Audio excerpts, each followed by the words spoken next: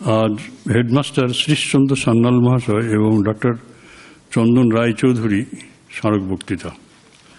দুজনই অত্যন্ত বিশিষ্ট মানুষ। আমরা এই দুই মানুষকে একত্রে সন্নিবেশিত করেছি, সেজন্য আমাদের কুণ্ঠা নেই, বরং অহংকার আছে, গৌরব আছে। আমি তাদের জীবনী একটু পড়ছি, দেখলেই শুনলেই বুঝতে পারবেন। শ্রীশচন্দ্র সান্যাল অধুনা বাংলাদেশের ময়মনসিংহ জেলার নেত্রকোনা সাব ডিভিশনের নোয়াপাড়া গ্রামে 1895 খ্রিস্টাব্দের 27 এপ্রিল জন্মগ্রহণ করেন। পিতা নবীনচন্দ্র সান্যাল এবং মাতা কুসুমকামিনী দেবী আধুনিকভাবে ভাবিত হলেও আধ্যাত্মিক জ্ঞান সম্পন্ন মানুষ ছিলেন। শ্রীশচন্দ্র ছোটবেলায় পিতাকে হারান এবং কুসুমকামিনী ছোট্ট শ্রীশকে মানুষ করার জন্য সাতপাই পাড়ায় পিতৃগৃহে চলে আসেন। শ্রীশচন্দ্রের দাদু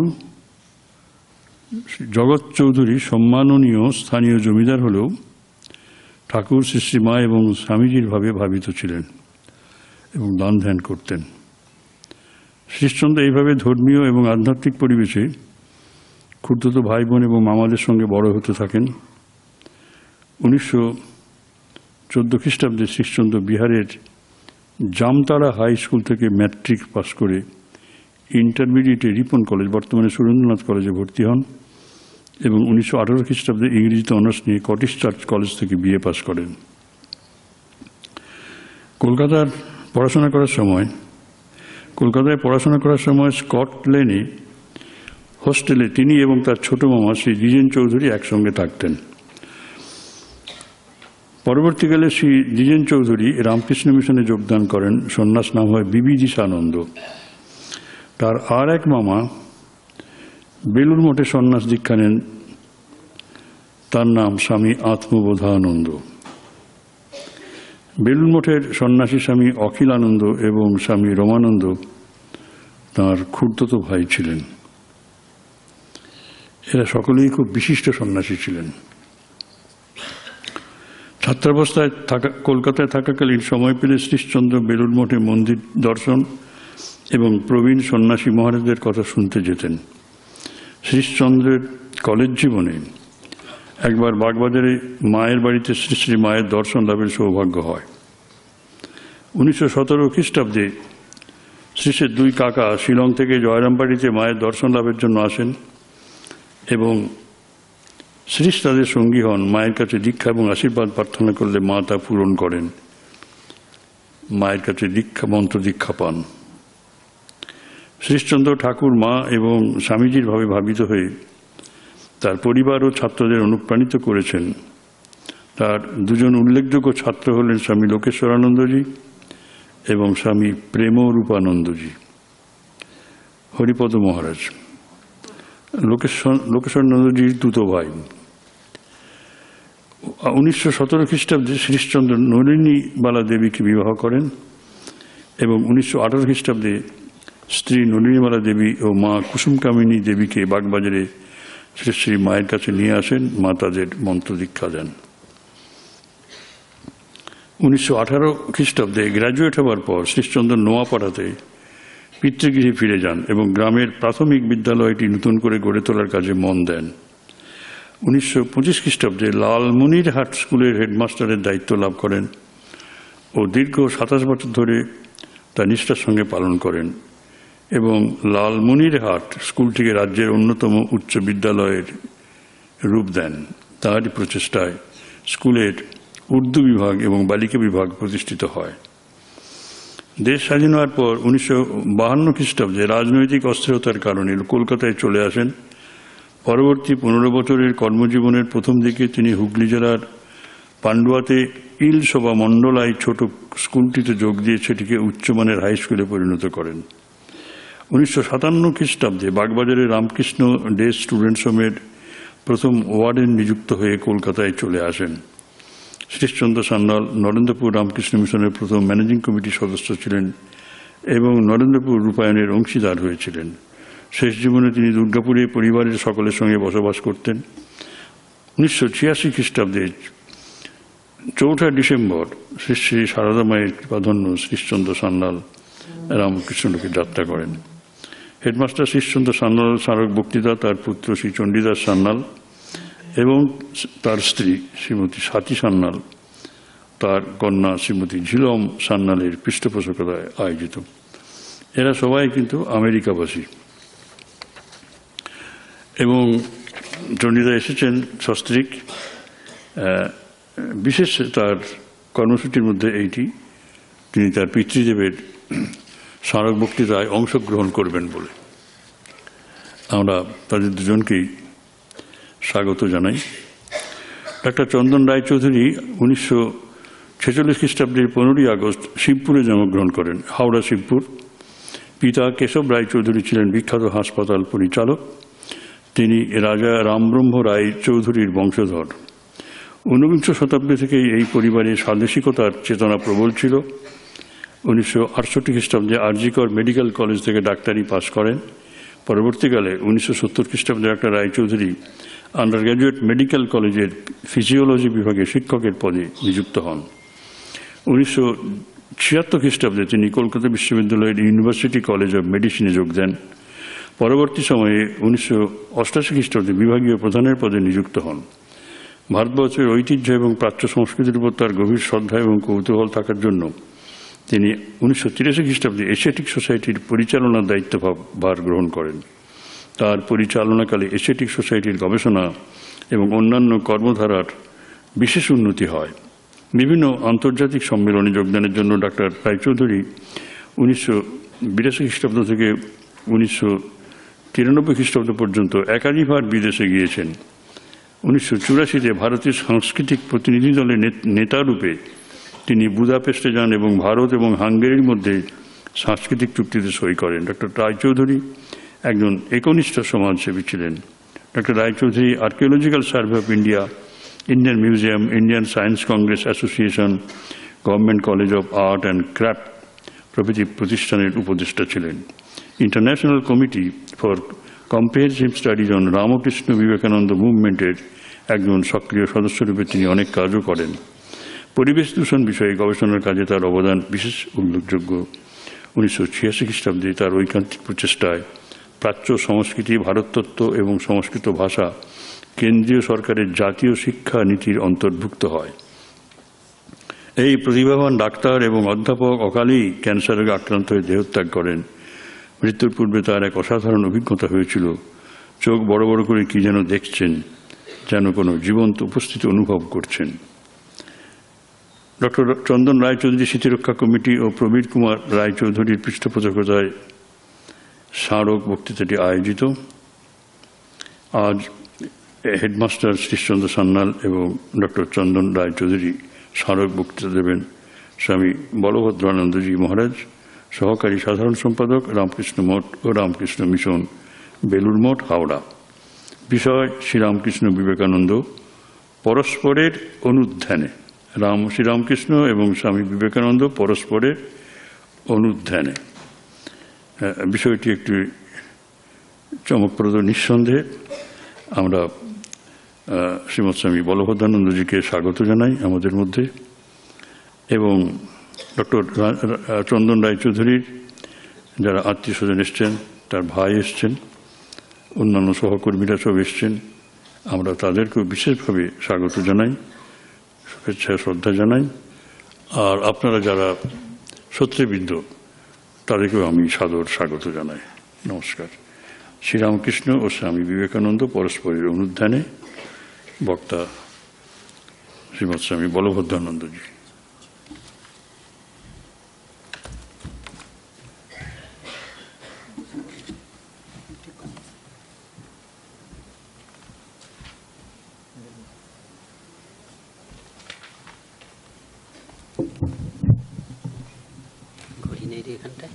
আচ্ছা, মোবাইলটাকে নিয়ে এসো।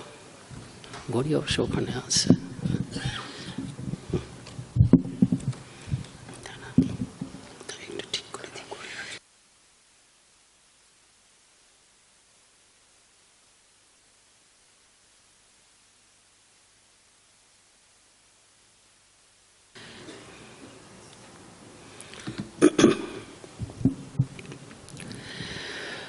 ঠাকুর মা স্বামীজির উদ্দেশ্যে প্রণাম নিবেদন করছি। আজকে যাদের নামে এই স্মারক বক্তৃতা, মাস্টারমশাই শ্রী শ্রীশচন্দ্র সান্যাল, তার উদ্দেশ্যে প্রণাম নিবেদন করছি। ডক্টর চন্দন রায়চৌধুরী, তার উদ্দেশ্যে শ্রদ্ধাপূর্ণ প্রণাম নিবেদন করছি। এই আশ্রমের যিনি সম্পাদক স্বামী সুপর্ণানন্দজি মহারাজ, তাকে প্রণাম। এখানে আমার থেকে বয়োজ্যেষ্ঠ এবং বয়সে ছোট সন্ন্যাসীরা আছেন, তাদের উদ্দেশ্যে যথাযোগ্যভাবে প্রণাম, প্রীতি, নমস্কার জানাচ্ছি। যারা এই স্মারক বক্তৃতার আয়োজন করেছেন, শ্রীচণ্ডী চরণ চণ্ডীদাস আর চণ্ডী সান্যাল এবং শ্রী সাথী সান্যাল এবং চন্দন রায়চৌধুরী স্মারক সমিতির পক্ষ থেকে যারা এই দুটি স্মারক বক্তৃতার আয়োজন করেছেন, তারা এখানে উপস্থিত আছেন অনেকে, তাদের প্রত্যেককে বিশেষভাবে প্রীতি নমস্কার জানাচ্ছি। শ্রীশচন্দ্র সান্যাল মহোদয়কে আমি একবার মাত্র দেখেছি, আর যেহেতু আমি ইনস্টিটিউট অফ কালচারে দীর্ঘদিন ছিলাম, ডক্টর চন্দন রায়চৌধুরীকে সঙ্গে যথেষ্টই পরিচয় ছিল। তা সরাসরি বিষয়বস্তুতে পৌঁছব, কিন্তু তার আগে একটা দুটো কথা বলছি। শ্রীশচন্দ্র সান্যাল মায়ের দীক্ষিত সন্তান ছিলেন। তার অনুপ্রেরণায় দুজন সন্ন্যাসী হয়েছেন শুনলেন, কিন্তু আমি চণ্ডীদার কাছ থেকে জানলাম, আমিও জানতাম না, আরেকজনও সন্ন্যাসী হয়েছিলেন এবং তিনি এখনও জীবিত আছেন। স্বামী লোকেশ্বরানন্দজি, স্বামী প্রেমরূপানন্দজি, হরিপদ মহারাজের কথা আমরা জানি, কিন্তু আরেকজন মহারাজও, তিনি তার শিক্ষার সমস্ত কিছু ব্যবস্থা করেছিলেন এবং তিনি এখনও জীবিত আছেন, আরোগ্য ভবনে আছেন। আর একটি ঘটনা আমার মনে আছে, ঘটনাচক্রে সেই ঘটনাটির সময় ডক্টর চন্দন রায়চৌধুরী উপস্থিত ছিলেন। এটা 1984 সালের কথা। আমি ট্রেনিং সেন্টারে 2 বছর ট্রেনিং পেয়ে এখানে সদ্য ফিরে এসেছি। আর আমার থেকে 2 বছরের জ্যেষ্ঠ সন্ন্যাসী স্বামী পূর্ণাত্মানন্দজি, তিনি এখানেই ছিলেন। এখান থেকে বেলুর মঠে গিয়ে ঠাকুরের তিথি পুজোতে তার সন্ন্যাস হয়েছে, তিনিও আছেন, এখানেই আছেন। তা দুর্গাপুরের বিশিষ্ট সাংসদ, রাজনীতিবিদ, কিন্তু শ্রদ্ধেয় ছিলেন আনন্দগোপাল মুখোপাধ্যায়, সকলে খুবই শ্রদ্ধা করতেন। তিনি লোকেশ্বরানন্দজিকে একটা অনুষ্ঠানে আমন্ত্রণ করেছিলেন।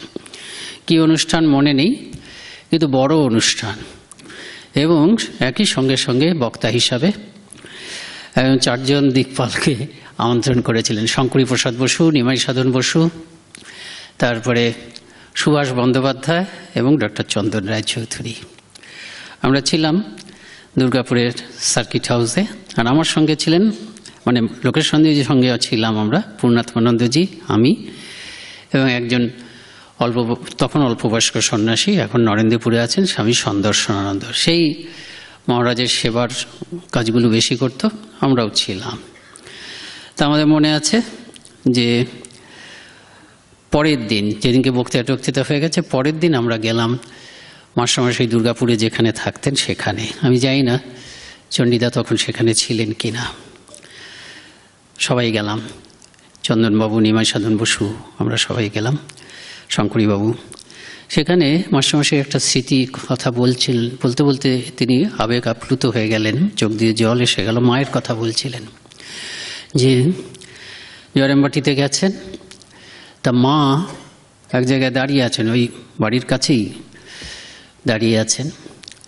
তা মা বারবার ধরে বলছেন, একাধিকবার বললেন যে দেখো এখানে কত ধুলো, এখানে কত ধুলো। তো এই কথাটি বলে মাস্টারমশাই একদম কেঁদে ফেললেন, যে মা বারবার ধরে একাধিকভাবে এই কথাটি বললেন, আমি বুঝতে পারলাম না, এতই আমি হতভাগ্য। মা হয়তো বলতে চাচ্ছিলেন এই ধুলো আমি নিয়ে সংগ্রহ করে রাখি বলে তিনি একদম কেঁদে ফেললেন। আমরাও সব অভিভূত হয়ে পড়লাম।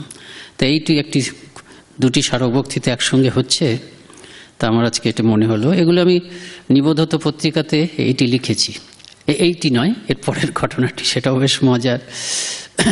মজা মানে আমাদের দুটো গাড়ি গেছিল, একটা গাড়িতে মহারাজের সঙ্গে আমরা আছি সাধুরা, আর আরেকটা গাড়িতে ডক্টর নিমাই সদন বসু, শঙ্করী প্রসাদ বসু, ডক্টর চন্দন রায় চৌধুরী এবং সুভাষ বন্দ্যোপাধ্যায় ছিলেন। তো একটা জায়গায় মহারাজ মানে লোকের সঙ্গে গাড়িটা, যে গাড়িতে আমরা ছিলাম সেই গাড়িটা আটকে গেল। আর এরা সবাই, মহারাজ খুব স্নেহ করতেন এদের সবাইকেই, শুধু এদেরকে না, এদের পরিবারের সকলকেই খুবই স্নেহ করতেন। তো এরা সব মহারাজের কাছে বাচ্চা ছেলে হয়ে গেছে। চন্দনবাবু এদের মধ্যে সব থেকে ছোট, কিন্তু যাই হোক সকলেরই তো একটা সামাজিক প্রতিষ্ঠা আছে, সবাই দেখভাল। তা ওরা বাচ্চা ছেলের মতন হয়ে গেছেন। ওরা একদম হৈ হৈ করে গাড়ি থেকে নেমে পড়লেন, নেমে পড়ে লোকের সঙ্গে গাড়িটা ঠেলতে শুরু করলেন। তা তখনকার দিনে তো এইসব সেলফোন ছিল না, সেলফোন থাকলে এটা একটা তুলে রাখার মতন একটা অত্যন্ত গুরুত্বপূর্ণ একটা চিত্র হতো।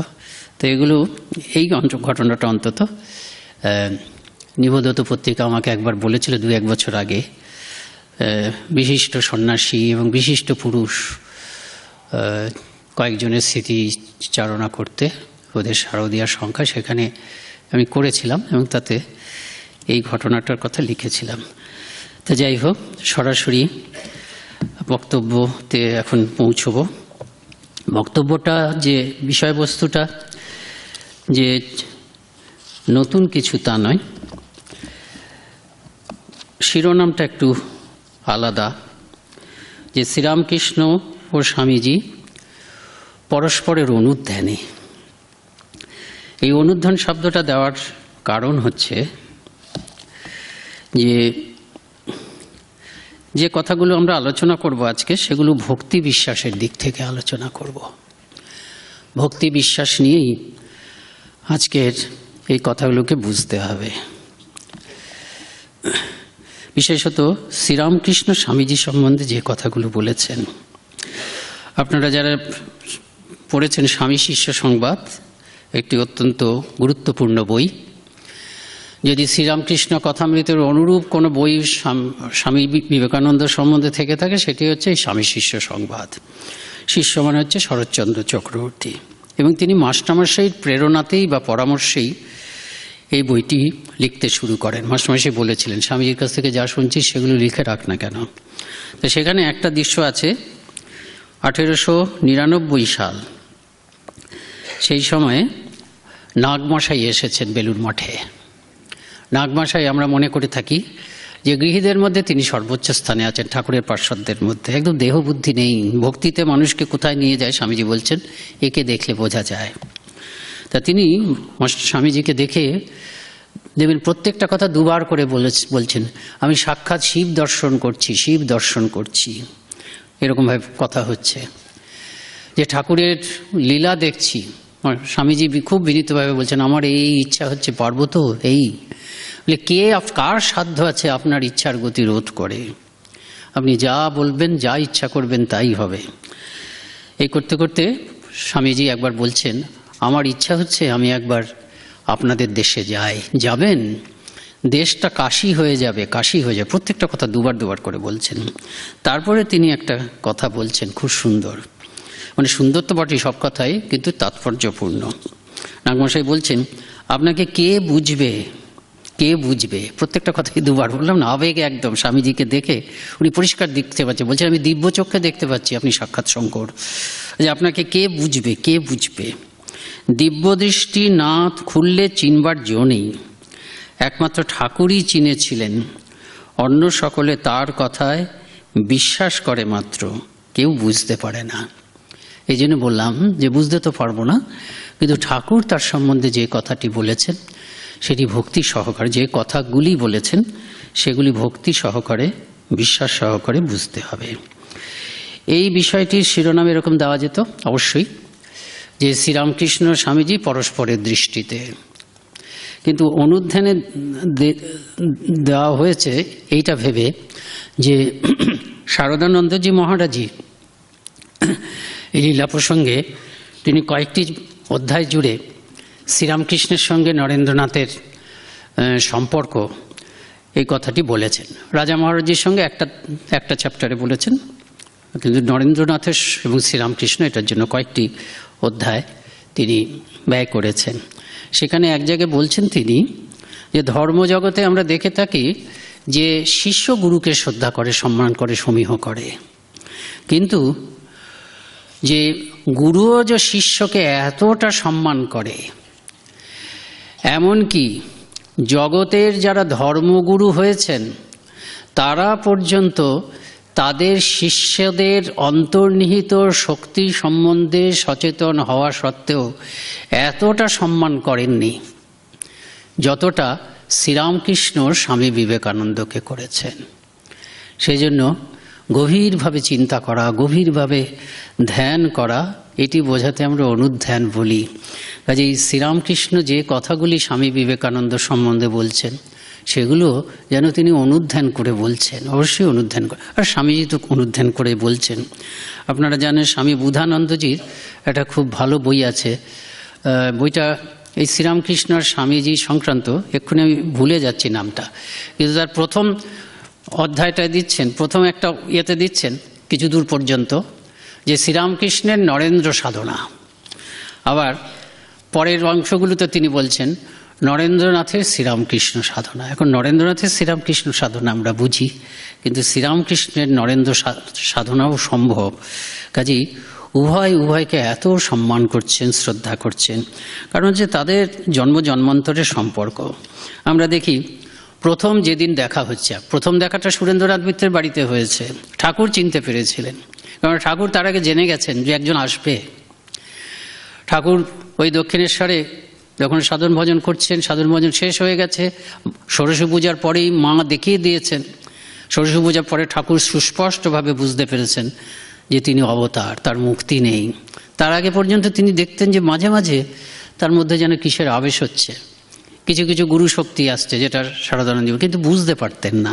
সব অবতারই নাকি এরকম হয়, লীলা প্রসঙ্গকার বলেছেন যে বুঝতে পারেন না, একটা সময় বুঝতে পারেন, চিরকাল বুঝতে পারেন না, কিন্তু আবার একটা সময় বুঝতে পারেন। তখন তারা, সেটারও দরকার আছে, না বুঝে থাকারও দরকার আছে। তাহলে কি হচ্ছে, তারা ঠিক ঠিক সাধন ভজন করতে পারেন, যে সাধন ভজনের দ্বারা পৃথিবীর মানুষের জন্য রাস্তা তৈরি হয়। আবার একটা সময় বুঝে ফেলারও দরকার হচ্ছে যে আমিই স্বয়ং ভগবান, কারণ তখন তারা জগৎকে ত্রাণ করতে পারেন সচেতনভাবে। তা যাই হোক, ষোড়শী পুজো হওয়ার পরে ঠাকুর সব জানতে পারলেন যে তাকে এই জন্য আসতে হয়েছে, এবার একটা সংঘ তৈরি হবে, জগন্মাতার হাতে যন্ত্রস্বরূপ হয়ে আমাকে একটা সংঘ তৈরি করতে হবে। যে রামকৃষ্ণ মঠ ও রামকৃষ্ণ মিশন, আমরা ভেতরের লোকরা বলি না যে এটি স্বামীজি করেছেন, স্বামীজি আমরা বলি ঠাকুর করেছেন।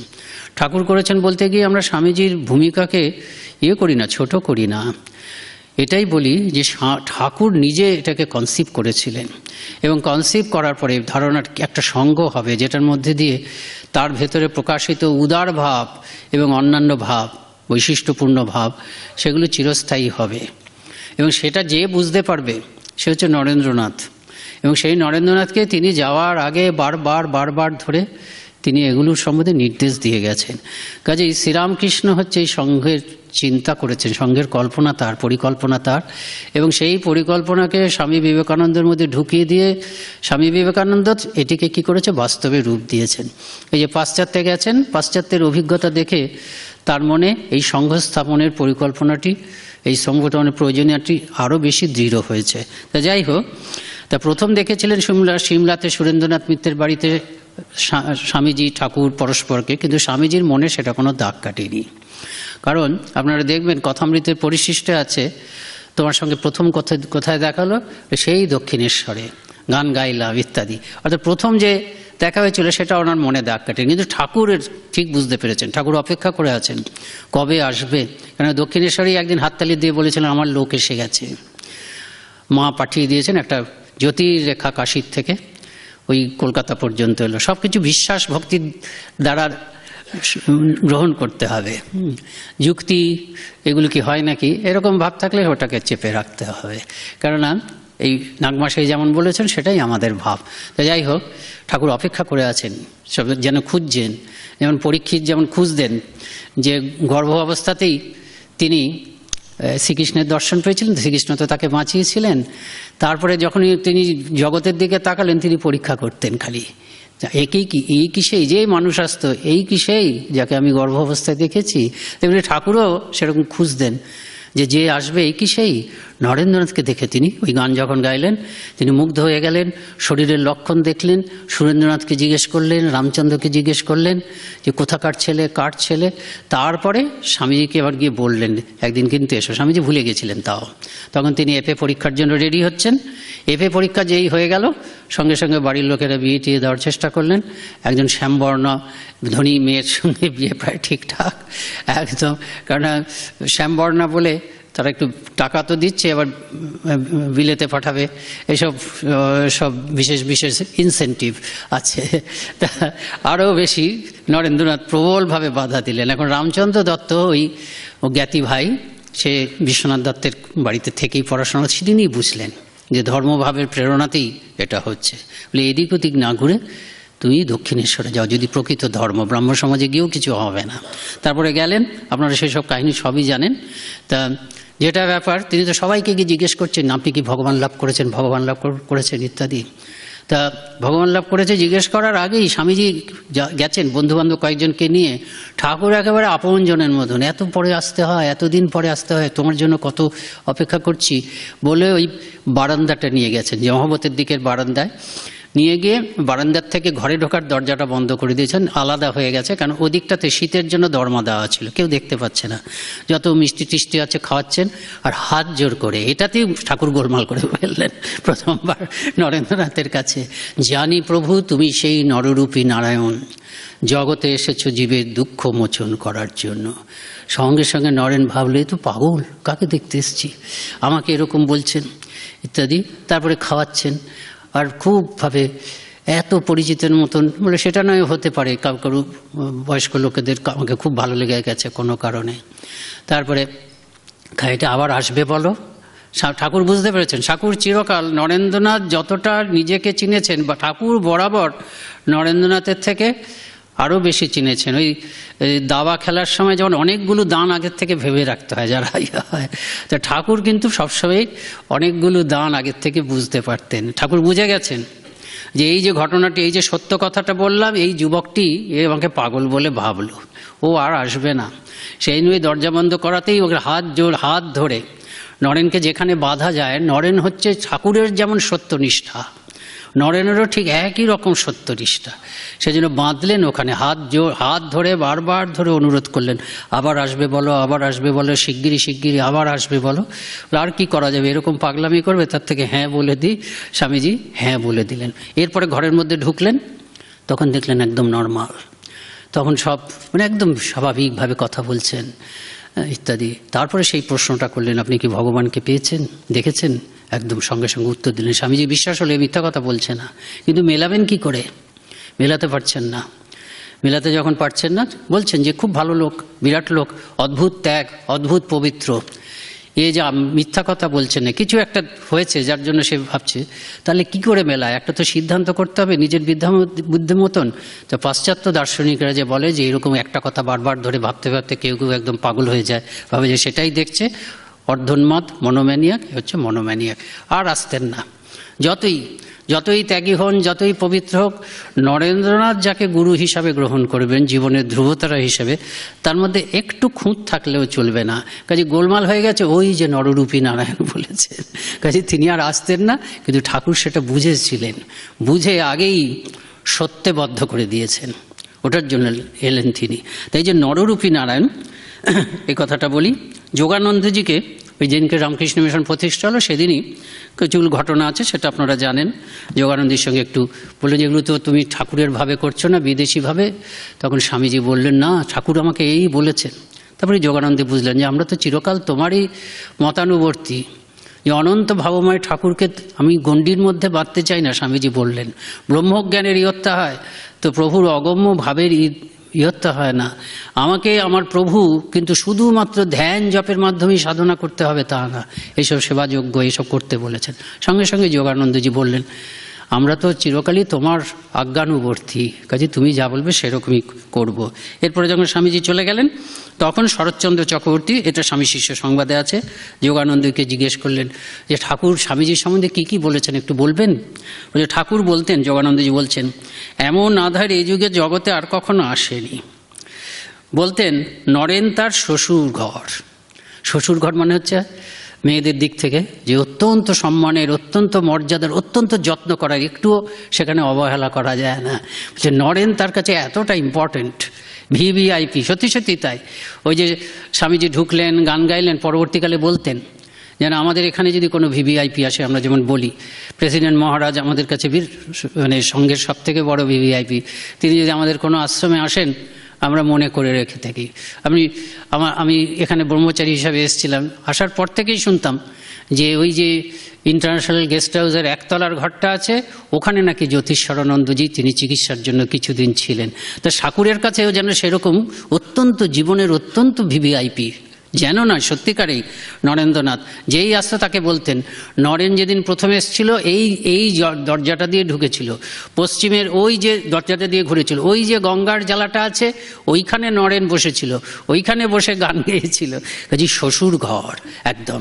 ঠাকুর বলতেন যে নরেন হচ্ছে আমার শ্বশুর ঘর, যেখানে দেবদেবী সকল ও ব্রহ্ম হতে নিজের নিজের অস্তিত্ব পৃথক রাখতে পারেননি, লীন হয়ে গেছেন। 7 জন ঋষিকে আপন আপন অস্তিত্ব পৃথক রেখে ধ্যানে নিমগ্ন দেখেছি। সেইখানে তাদেরই অন্যতম হচ্ছে নরেন, হচ্ছে তাদেরই একজনের অংশাবতার। এটা যোগানন্দজি বলছেন, আমরা জানি সেটা, যে ঠাকুর নিজেই বলেছেন একটা সময় যে একদিন অখণ্ডের ঘরে চলে গেলাম, সেখানে দেবদেবীরাও যেতে পারেন। অখণ্ড মানে একেবারে ব্রহ্ম সমুদ্র, সেখানে কোনো নাম নেই, রূপ নেই, সেখানে কেউ নিজেদের আলাদা অস্তিত্ব বজায় রাখতে পারে না, কিন্তু প্রবল ক্ষমতাতে 7 জন ঋষি তারা দিব্য দেহ ধারণ করে সেখানে সমাধিস্থ হয়ে বসে আছেন। তাদের অন্যতম একজনের কাছে দাঁড়িয়ে দাঁড়িয়ে ওই মানে দেখছি আমি এই 7 জন ঋষির দিব্য মহিমার কথা ভাবছি। সেই সময় কি হলো, ওই যে জ্যোতিপুঞ্জ, সেই জ্যোতিপুঞ্জই আবার আরেকটি আকার ধারণ করলো। এই 7 জন দিব্য দেবতা বা দিব্য ঋষি তারা যেমন নামরূপ ধারণ করেছেন, তেমনি আরেকটি নামরূপ দেখা দিল, আরেকটি দিব্য দেহ দেখা গেল, ছোট্ট একটি শিশু। বোঝা যাচ্ছে তারও সাংঘাতিক ক্ষমতা। তা সে গিয়ে এই 7 জন ঋষির অন্যতমের গলা জড়িয়ে ধরল। এখন এই অন্যতম বলাতে আমি চিরকাল, এটা একটু নিজের কথা বলা হবে, আমি চিরকাল ধরেই নিয়েছি স্বামীজিকে তো কোনো সময় সে দ্বিতীয় স্থানে ভাবা যায় না। কাজে অন্যতম মানে 7 জন ঋষির মধ্যে যিনি শ্রেষ্ঠ, নিশ্চয়ই তিনিই স্বামীজি হয়েছেন। তা আমি দেখলাম অন্যতম, তারপরে কিছুদিন আগে, বেশি দিন নয়, এই 2 বছর আগে দেখলাম অন্যতম মানে তো শ্রেষ্ঠ নয়, ওয়ান অফ দি মেনি, এরকম ওয়ান অ্যামং অল এরকম মনে হয়। তাই ইংরেজিতেও তাই লেখা আছে, ওয়ান অফ দি 7 ঋষিস এরকম লেখা আছে। তাহলে আমার একটু মনটা খারাপ হয়ে গেল, স্বামীজি তো তাহলে ওদেরই মতন একজন। আমি যে এতদিন ভেবে এসেছি ভালো করে চিন্তা না করে যে একেবারে শ্রেষ্ঠ। তো কিছুদিন আগে গত বছর ওই নরেন্দ্রপুরের সমাজ শিক্ষাতে আমাকে একটা লেখা লিখতে দিয়েছিল, তখন সেই লেখাটা লিখতে গিয়ে আমি হঠাৎ মায়ের এই কথাটা যদিও আগেও পড়েছি, পড়ে গিয়ে আমার খুব ভালো লাগলো, তাহলে তো আমি যা ভেবেছি সেটা ঠিকই। তা মা বলছেন, মাকে একজন জিজ্ঞেস করছেন বোধহয় অরূপানন্দজি, যে ঠাকুর কার কার সম্বন্ধে কি বলেছেন, যে যোগিনকে বলেছেন অর্জুন ছিলেন, আর নরেনকে বলেছেন সপ্তঋষির প্রধান। বুঝতে পেরেছেন? সপ্তঋষির প্রধান মানে তো মা যখন বলছেন সপ্তঋষির প্রধান মানে শ্রেষ্ঠ, হ্যাঁ, একদম ফরমোস্ট। কাজেই সেরকম সেই তাদের গিয়ে করে গলা জড়িয়ে ধরলো একজন, একটি শিশুটি গিয়ে গলা জড়িয়ে ধরলো, বিনানন্দিত কণ্ঠে বারবার ধরে তাকে ধ্যান থেকে উত্থিত করার চেষ্টা করলো। শারদানন্দজি গান লিখেছেন অপূর্ব। 1902 খ্রিস্টাব্দের 4ই জুলাই স্বামীজি দেহত্যাগ হলো, আর 1903 খ্রিস্টাব্দের স্বামীজির তিথির দিন শারদানন্দজি সেই গান গাইলেন, ওই যে উঠো বীর ও আঁখি মেলি, ছাড়ো ধ্যান ও চলো চলি, ধরণী ডুবালো বুঝি অবিদ্যা কামকাঞ্চন। তা যাই হোক, ঠিক সেভাবে বারবার ধরে ধ্যান ভাঙালো। তারপরে তিনি তাকালেন, তিনি সেই ঋষি তাকালেন, কথা বললেন না, কিন্তু এমন প্রেম ভরে দেখতে চাইলেন, ওই শিশুটির দিকে তাকিয়ে আছেন যেন সে তার অত্যন্ত প্রিয় হৃদয়ের ধন। তারপরে তারই এক অংশ, গোটাটা নয়। এই যে যোগানন্দজি বলছেন ওই সপ্ত ঋষির তাদেরই একজনের অংশাবতার, ঠিক ঠাকুরও তাই বলছেন, ঠাকুরের কথাই যোগানন্দজি একবারে বলছেন, তারই একটা অংশ সিমলের নরেন হয়ে জন্মেছে। ওই এক অংশের সাংঘাতিক শক্তি। কীরকম শক্তি? যে খুব তো শান্ত ছিলেন, কপালটা ভেঙে গেছিল, কপালটা মানে অনেক কাটা দাগ ছিল, কিন্তু একবার এমন পড়ে গিয়ে রক্ত টক্ত বেরিয়েছিল যে অজ্ঞান হয়ে গেছিলেন। এই কাটা দাগটা ছিল। স্বামীজির যখন ঠাকুরের কাছে যখন গেলেন, ঠাকুর বললেন, ঠাকুর তো সব জানতেন, ওই যে রক্ত বেরিয়ে গেল, একটু শক্তি চলে গেল, ওই শক্তিটা যদি চলে না যেত, ওর যতটা শক্তি নিয়ে এসেছিল পৃথিবী সেই শক্তি ধারণ করতে পারতো না। আরেকটা কি বলছে, নর ঋষি জানি প্রভু তুমি সেই নররূপী নারায়ণ। এই নররূপী নারায়ণ হচ্ছে কি, আমাদের ওই পুরাণে আছে এই নর এবং নারায়ণ দুই ভাই, দুই ভাই হচ্ছে নারায়ণের অবতার, এবং প্রতি যুগে অবতারের সময় আসেন তারা একসঙ্গে। যেমন মহাভারতে হচ্ছেন শ্রীকৃষ্ণ হচ্ছেন নারায়ণ আর অর্জুন হচ্ছেন নর, তেমনি এই যুগে নারায়ণ স্বয়ং নারায়ণের অবতার, দুজনেই নারায়ণের অবতার। তা স্বামীজি হচ্ছেন নারায়ণের অবতার, আর শ্রীরামকৃষ্ণ হচ্ছেন স্বয়ং নারায়ণ, আর তিনি হচ্ছেন নারায়ণের অংশ, হচ্ছেন নর অবতার। এই নর অবতার নররূপী নারায়ণ, নররূপী নারায়ণের সম্বন্ধে আরেকটা পুরাণে আছে, নর নারায়ণ দুই ভাই, তো তারা ধ্যান করছেন, কাহিনী আছে যে এত ধ্যান করছে যে ইন্দ্র ভয় পেয়ে গেছে, মানে যে যেটাকে ভালোবাসে সবসময় ভাবে সেটা বুঝি চুরি যাবে, তাই ইন্দ্র এদের সেদিকে খেয়ালই নেই, কিন্তু ইন্দ্র ভাবছে আমার রাজ্য পাওয়ার জন্যই বোধহয় এরা ধ্যান করছে। তিনি সেই জন্য সব অপ্সরাদের পাঠিয়ে দিয়েছেন এদের ধ্যান ভাঙানোর জন্য। তখন এই নররূপী নারায়ণ যিনি, তিনি তার উরুটাকে ঘষে নাকি একটা করে একজন অপ্সরা তৈরি করলেন, খুব সুন্দরী, তার নাম দিলেন উর্বশী। সে আবার এদের সকলের থেকে ভালো। তখন এদেরকেও ফেরত পাঠিয়ে দিলেন, আর সঙ্গেও একেও, মানে তিনি যাকে তৈরি করেছেন উর্বশী, তাকেও ফেরত পাঠিয়ে দিলেন। পবিত্রতার আগুন দাউ দাউ করে জ্বলছে, স্বামীজি বলছেন। তাই এই নররূপী নারায়ণ ঠাকুর চিনতে পেরেছেন, এবার এসেছেন। এরা সব সময় একসঙ্গে থাকেন, ওই যে একসঙ্গে বলছেন যে কতদিনের জন্ম জন্মান্তরের সম্পর্ক, তাই নররূপী নারায়ণ ঠাকুর বলেছেন। আর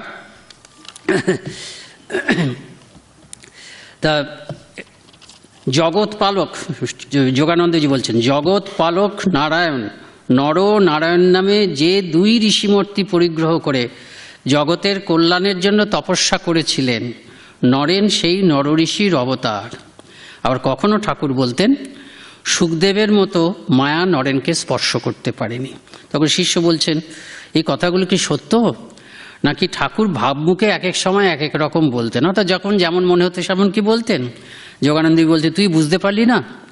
নরেনকে ঠাকুর ওই সকলের সমষ্টি প্রকাশ বলেছেন।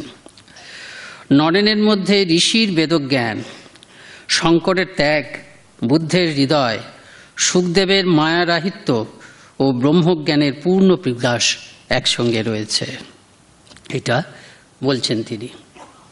তা যদু মল্লিকের শারদানন্দজি বলছেন যে মানে এরাও যে যেতেন, শারদানন্দজি চন্দ্রজি, এরাও তো কম নন, এরাও বিরাট মহাপুরুষ, কিন্তু তাদের তুলনায় নরেনকে সবসময় ঠাকুর কত উচ্চ আসনে রাখতেন, সেটা একটু শারদানন্দজির নিজের কথার থেকে পড়ছি। বলছেন, শারদানন্দজি নিজেই বলছেন যে আমরা তখন দ্বিতীয় বা তৃতীয়বার বোধহয় দক্ষিণেশ্বরে আগমন করেছি, করে ঠাকুরের পূর্ণ দর্শন লাভ করেছি। আমরা ঠাকুরের কাছে নরেন্দ্রের গুণানুবাদ এইভাবে শুনতে পেয়েছিলাম। রতন নামক যদুলাল মল্লিকের উদ্যানবাটির প্রধান কর্মচারীর সহিত কথা কইতে কইতে আমাদিগকে দেখাইয়া ঠাকুর বলিয়াছিলেন, এরা সব ছেলে মন্দ নয়, 1.5টা পাশ করিয়াছে। 1.5টা পাশ করেছে এন্ট্রান্স, তারপরে এফএ পাশ করেছে, সেই জন্য এফএ পাস দেওয়ার জন্য সেই বছর আমরা প্রস্তুত হচ্ছিলাম। এফএ এখনো পাস করেনি, পাস করলে 2টো হতো, ঠাকুর এইভাবে গুনতেন। কাজে এরা সব ছেলে মন্দ নয়, 1.5টা পাস করিয়াছে, শিষ্ট শান্ত। কিন্তু নরেন্দ্রের মতো একটি ছেলেও আর দেখতে পেলাম না। যেমন গাইতে বাজাতে, তেমনি লেখাপড়ায়, তেমনি বলতে কইতে, আবার তেমনি ধর্ম বিষয়ে। সে রাতভর ধ্যান করে, ধ্যান করতে করতে সকাল হয়ে যায়, হুঁশ থাকে না। আমার নরেন্দ্রের ভেতর এতটুকু মেকি নেই। কোনো রকমে আর এই আমার নরেন্দ্রের ভিতর এতটুকু মেকি নেই। বাজিয়ে দেখো, টং টং করছে। পরীক্ষা করেছেন সত্যি সত্যি, নানাভাবে পরীক্ষা, ঠাকুরকে পরীক্ষা করেছেন নরেন, কিন্তু নরেন তো ছেলে মানুষ, তার পরীক্ষাগুলো খুব সিম্পল পরীক্ষা, ওই একটা টাকা রেখে দিলেন, ইত্যাদি রাখলেন, ইত্যাদি। কিন্তু নরেনকে যেভাবে ঠাকুর পরীক্ষা করেছেন, এত ভালোবাসেন, নরেন দূর থেকে আসছে, ন বলতে বলতে সমাধিস্থ হয়ে যাচ্ছেন, এক ঘর লোকের মধ্যে নরেনের দিকে তাকিয়ে কথা বলেন, কিন্তু কি করলেন, প্রায় মাস দুয়েক কথাই বলছেন না। খুব কথা বলছিলেন, নরেন শুনলেন, যেই ঘরে ঢুকলেন গম্ভীর হয়ে গেলেন।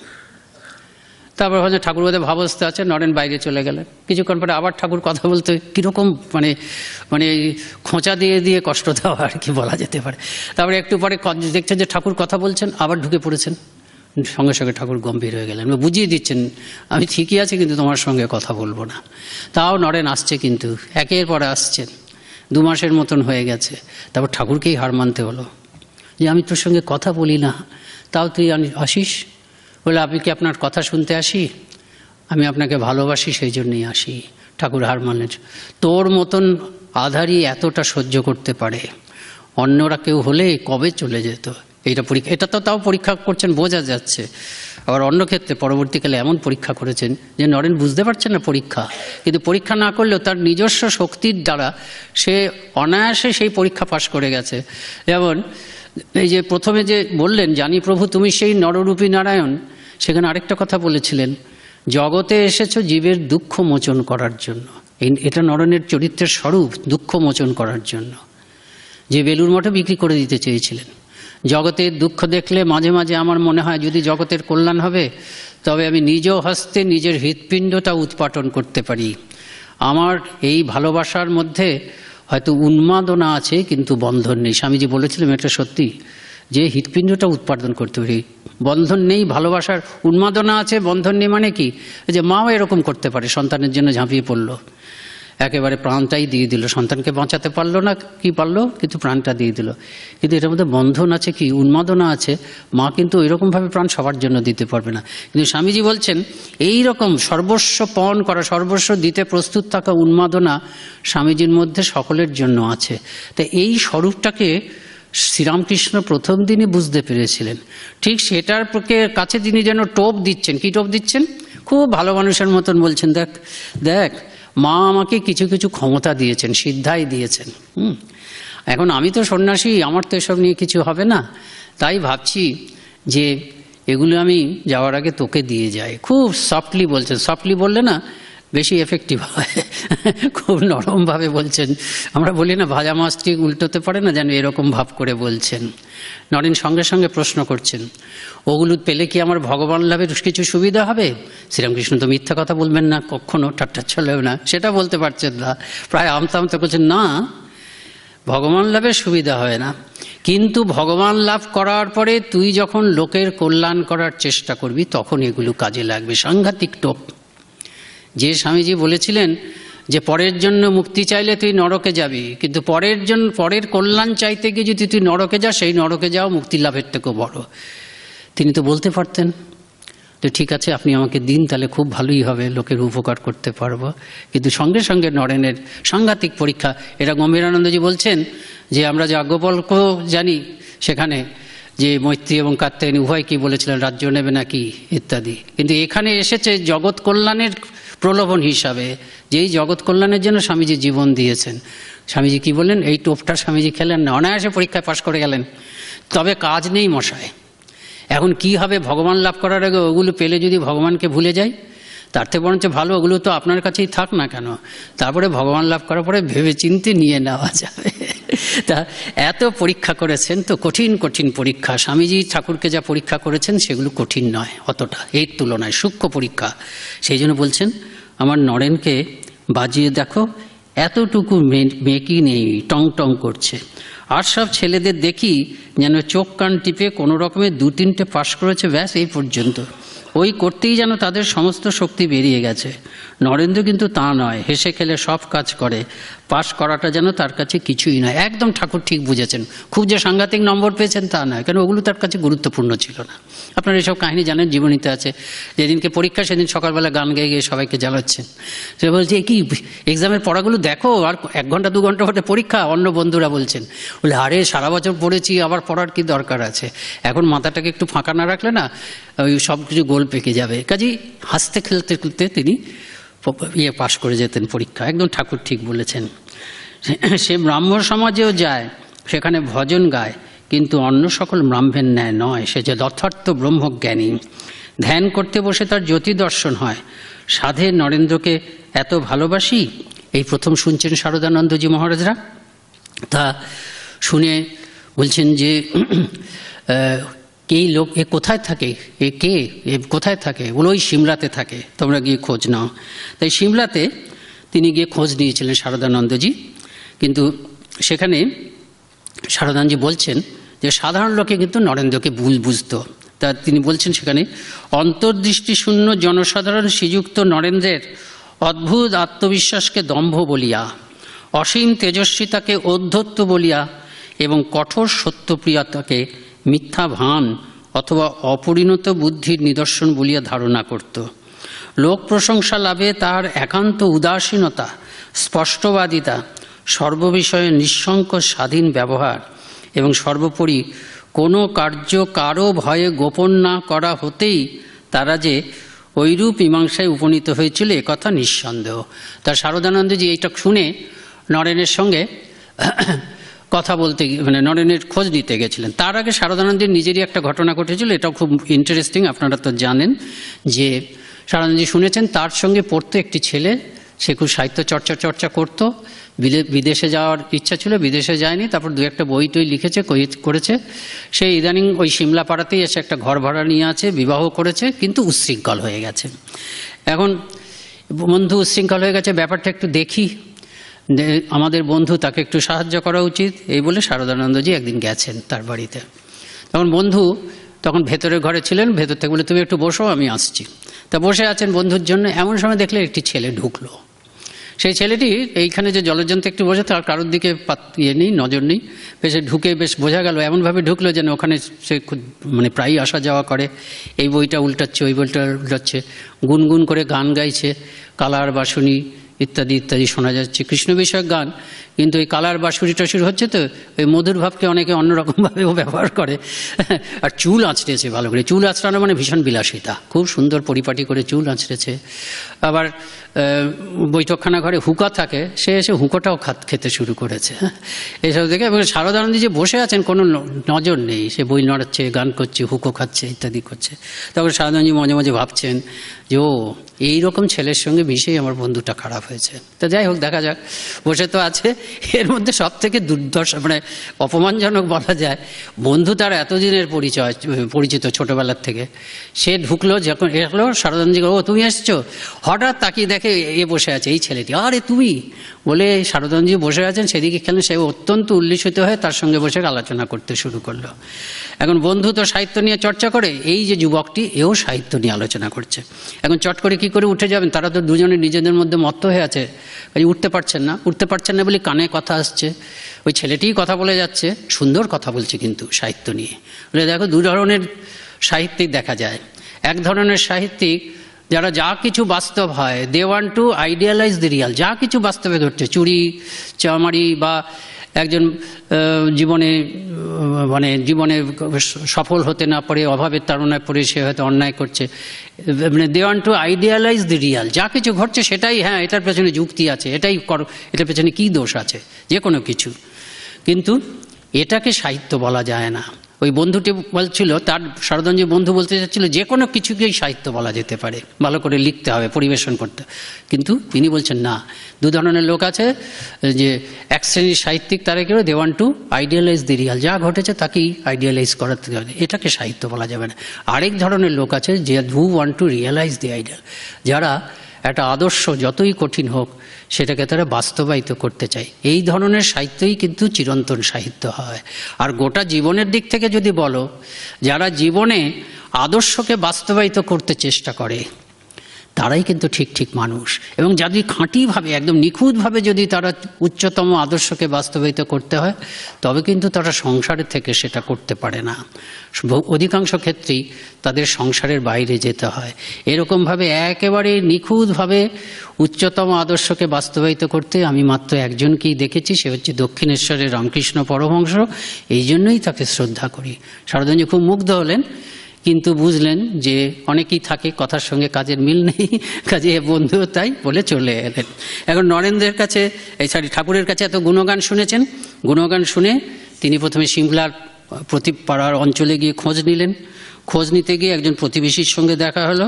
সেই প্রতিবেশী বললেন যে এই বাড়িতেই একটা ছেলে থাকে, এমন ত্রিপণ্ড ছেলে কখনো দেখিনি, বিয়ে পাশ করেছে বলে যেন ধরাকে সরা দেখে, বাপ খুড়োর সামনেই তবলায় চাঁটি দিয়ে গান ধরলে, পাড়ার বয়োজ্যেষ্ঠের সামনে দিয়ে চুরুট খেতে খেতে চললো, এইসব এরকম সকল বিষয়ে অবাক হয়ে গেলেন।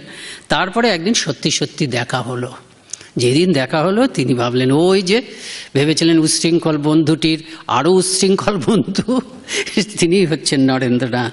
তারপরে শারদানন্দজি খুব সুন্দর ব্যাখ্যা করছেন যে ঠাকুর কিন্তু এরকম কখনো ভুল করেননি। অন্তর্দৃষ্টি সম্পন্ন মানুষ যেমন তার বাত্যবিশ্বাসকে ভাবত অহংকার, ঠাকুর কখনো সেই ভুলটি করেননি।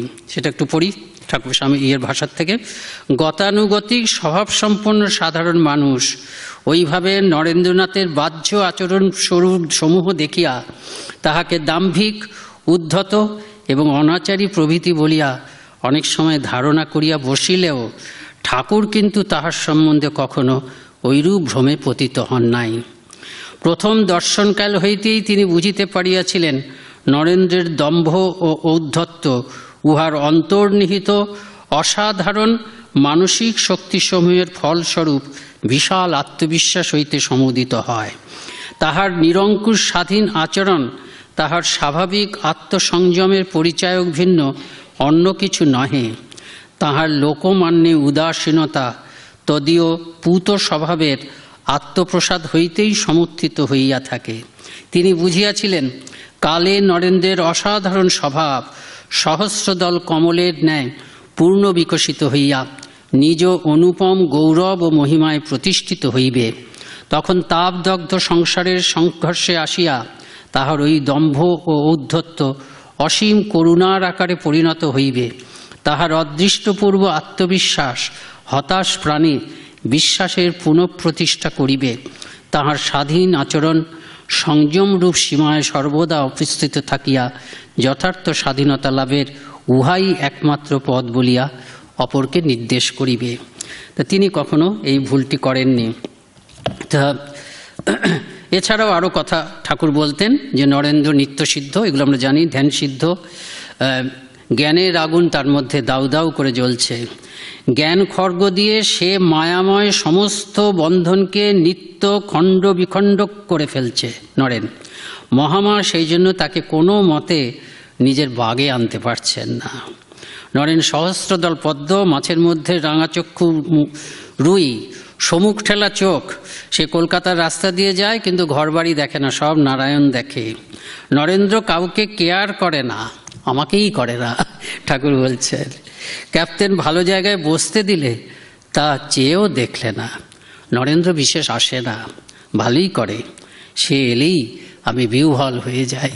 এরকমভাবে যেমন গুণমুগ্ধ ভক্ত যেমন তার গুরুর প্রশংসা করে, প্রশস্তি করে, ভগবানের প্রশস্তি করে, ঠিক সেইভাবে স্বামীজির প্রশস্তি করছেন ঠাকুর। নরেন্দ্রের 18টি গুণ কেশবের তুলনায় আপনারা জানেন। নরেন প্রতিবাদ করছেন, সাংঘাতিক। তখন বলছেন কি করব, মা যে আমাকে দেখিয়ে দিচ্ছেন, আমি তো নিজে বলছি না। যে শক্তির প্রভাবে কেশব বিশ্ববিখ্যাত হয়েছে তোর মধ্যে 18টা গুণ আছে। সঙ্গে সঙ্গে নরেন বলছে মা দেখাচ্ছে কি আপনার মাথার খেয়াল। পাশ্চাত্যের বিজ্ঞানীরা এগুলো একেবারে প্রমাণ করে দিয়েছে যে একটা মানুষ যদি কোনো বিষয়ে খুব সময় চিন্তা করে সেগুলিই দেখতে থাকে। আপনি আমাকে খুব স্নেহ করেন বলে এরকম ভাবছেন। তা ঠাকুর এগুলো উড়িয়ে দিতেন, কিন্তু মাঝে মাঝে যখন বাহ্যভূমিতে থাকতেন নরেনের কথাতে ভয় পেয়ে যেতেন, মানে ভয় পেয়ে মানে কেন নরেন তো সত্যনিষ্ঠ না, এত এত সত্যনিষ্ঠ, কাজে নরেনের মুখ থেকে তো ভুল বেরোবে না, কাজেই তার তো যাওয়ার একটাই জায়গা আছে। মাকে গিয়ে জানালেন নরেন এরকম বলছে, আমার মাথার ভুল, আমি তুমি যা দেখিয়েছ। মা কি বললেন, ওসব শুনিস না, ওরকম বলছে, একদিন ও সব মানবে। আরও ভয় পাইয়ে দিয়েছেন একদিন ওই জড় ভরত, ওই যে ব্রাহ্ম সমাজে গিয়ে হাজির হয়েছিলেন, ভীষণ লাঞ্ছনা, দুই ব্রাহ্ম সমাজের মধ্যে ঠাকুরের জন্যই ওই ইয়ে হয়েছে, মানে বিভেদ হয়ে গেছে। সেখানে নরেন আসে না বলে ঠাকুর গিয়ে সেখানে হাজির, কেউ ঠাকুরকে সম্মান করতে এলো না, নরেনের খুব কষ্ট হলো। তা ঠাকুরকে নিয়ে বললেন, খুব তিরস্কার করলেন মনের, মানে ঠাকুরের অপমানেই নরেন্দ্রনাথ দুঃখ পেয়েছেন। বলে আপনার তো অবস্থা হলো সেই জড় ভরতের মতন হলো, আমার কথা ভাবতে ভাবতে সেই জড় ভরত সেই হরিণ শিশু হয়েছিল, হরিণ শিশুর কথা ভাবতে আপনার তো তাই হবে। ঠাকুরের খুব চিন্তা হলো, মাকে গিয়ে বললেন, মা বললেন ওর কথা পাত্তা দিস না, ওর মধ্যে তুই নারায়ণকে দেখিস, মা বলেছেন। এরকমভাবে নরেনের সঙ্গে ঠাকুরের লীলা, এগুলো আমরা সবই জানি। তা আর এই কথাটা তিনি বলতেন যে ওর জন্যই তো সব গো, এই কথাটা তিনি অনেকবার বলেছেন, ওর জন্যই তো সব গো। মাস্টারমশাই এই মহেন্দ্রলাল সরকার এসছেন, তখন বলছেন ওর জন্যই তো সব গো, ওর জন্যই তো সব গো, মানে কেউ বুঝতে পারেনি, কিন্তু তার জন্যই সব। তিনি যে আবিষ্কার করেছেন সেগুলো সব নরেনের হাতে দিয়ে যাবেন, নরেনই ছড়িয়ে দেবে। মাও বলেছেন তোমার হাতে সর্বস্ব দিলাম। তা ওই যে তিনটি দর্শন, সেটির কথা একটু বলছি। প্রথম দিনে তো এরকম হলো, দ্বিতীয় দিন নরেন্দ্রনাথ আসতেন না, প্রায় 1 মাস 1.5 মাস কেটে গেছে, হঠাৎ মনে হলো কথা দিয়েছেন, এলেন। এবং ঠাকুর তো জানেন এই সপ্তর্ষি ঋষি, মা পাঠিয়েছেন, পরীক্ষা করে দেখতে চাচ্ছেন এই সেই সপ্তর্ষি ঋষি তো। হঠাৎ গিয়ে গায়ে পাটা ছুঁয়ে দিলেন, সঙ্গে সঙ্গে নরেন্দ্রনাথ বলছেন, মহেন্দ্রনাথ দত্ত বলছেন যে আমি দেখলাম যে দেয়ালগুলো সত্যি সত্যি পেছনে চলে গেল, চারপাশের দেয়ালগুলো সব শূন্যে মিলে গেল। আমি ভাবলাম যে এটাই মৃত্যু, আমার কি করলে গো, আমার যে মা বাবা আছে। অদ্ভুত পাগল খলখল করে হেসে উঠল, খলখল করে তো হাঁটবেনি, এই হাসবার অধিকার একমাত্র তার আছে, তিনিই একমাত্র জানেন যে নরেন্দ্র চিরকাল নির্বিকল্প সমাধিতে নিমগ্ন ছিল, সেখান থেকে 39 বছরের জন্য নেমে এসেছে। সেই নরেন্দ্রনাথ যদি নির্বিকল্প সমাধিকে মৃত্যু ভাবে, তাহলে এর থেকে কৌতুককর ব্যাপার আর কি হতে পারে। কিন্তু সেই কৌতুককে বোঝার লোক একমাত্র শ্রীরামকৃষ্ণ, কাজেই এরকম কৌতুকে খলখল করে হাসার অধিকারী শ্রীরামকৃষ্ণ। সেই জন্য খলখল করে হেসে উঠলেন, সঙ্গে সঙ্গে ছুঁয়ে দিলেন, তবে থাক ক্রমে হবে। নরেন্দ্র, আমরা হলে কী করতাম, সঙ্গে সঙ্গে পায়ে পড়ে যেতাম। নরেন্দ্রনাথ তাকিয়ে ব্যাপারটা বুঝছেন, কি ব্যাপার হলো, যে একবার ছুলেন সব কিছু প্রলয় হয়ে গেল, সব কিছু লয় পেয়ে গেল, আবার ছুলেন সব কিছু হয়ে গেল, তো সাংঘাতিক শক্তিশালী। তাও কিন্তু মানছেন না, ভাবছেন যে এটা নিশ্চয়ই হিপনোটিজম হবে। তারপরে আবার আত্মশ্রদ্ধা আছে তো, বলে হিপনোটিজম তো দুর্বল মনের লোকেদের মধ্যে হয়, সবসময় তো আমি দেখেছি আমার মনের জোর খুব বেশি, সবাই বলে এবং আমিও অনুভব করি। তাহলে কি করে হলো? তিনি চুপ করে রইলেন, দেখতে হবে। তা সারদানজি বলছেন, এর পরের বার নরেন কোথায় কতদিন পরে ঠাকুরের কাছে এসেছিলেন সেটা আমরা বলতে পারছি না, কিন্তু বেশি দেরি করেননি। কারণ নরেনের স্বভাবই হচ্ছে যে কোনো জিনিসে যদি খটকা লাগে, কোনো জিনিসে যদি সুনির্দিষ্ট সিদ্ধান্তে উপস্থিত হতে না পারে, সেটা তারকে ধ্যান জ্ঞান হয়ে যাবে, সেটার সমাধান না করার পর্যন্ত তিনি অস্থির হতেন। কাজেই শ্রীরামকৃষ্ণ রূপী রহস্যটা এটি সমাধান করার জন্য তিনি নিশ্চয়ই এবার খুব তাড়াতাড়ি গিয়ে হাজির হয়েছিলেন। এবার তিনি খুব সতর্ক আছেন। কিন্তু ওই যে বললাম, ঠাকুর সবসময় নরেনকে ওই দাবার চাল অনেক আগে ভেবে রেখেছে। এবার তিনি বুঝে গেছেন যেন ঠাকুর যে সতর্ক আছে, এদিন আর কিচ্ছু করেননি, ওই রকম পাটা তুলে দেননি, মানে মাঝামাঝি কোনো স্টেজ রাখেননি। তিনি নিয়ে গিয়ে যদু মল্লিকের বাগানবাড়ি গেলেন, যদু মল্লিকের বাগানবাড়ি বৈঠকখানা খুলে দেওয়া হলো, কিছুক্ষণ বেরিয়ে ওই বৈঠকখানা ঘরে বসলেন। স্বামীজি ওখানে বসে আছেন, নরেন ঠাকুর একটু দূরে বসে আছেন, আর স্বামীজি খেয়াল রেখেছেন কিছু করে না যেন, তাকিয়ে আছেন খুব হাত পা বাড়িয়ে শুয়ে। কিন্তু ঠাকুর এবার কী করলেন, উঠলেন, উঠে আর মাঝখানের কিছু রাখলেন না, একদম মানে তার হাতেই তো চাবিকাঠি। সেদিনকে ধীরে ধীরে তুলতে চেয়েছিলেন, কি কারণে ভগবান জানেন, তিনিই জানেন। আজকে আর ধীরে ধীরে তুললেন, একেবারে সেই নির্বিকল্প সৎস্তরে নিয়ে গেলেন। নরেনের আর কোনো ক্ষমতাও রইল না, জ্ঞানও রইল না। যখন বাহ্যভূমিতে আসলেন, দেখলেন যে বুকের মধ্যে হাত বুলাচ্ছেন। পরে ঠাকুর বলেছিলেন, আমি বুঝেছি সেই এসছে, নরেন হচ্ছে সাংঘাতিক মহাপুরুষ, এসব বলেছেন।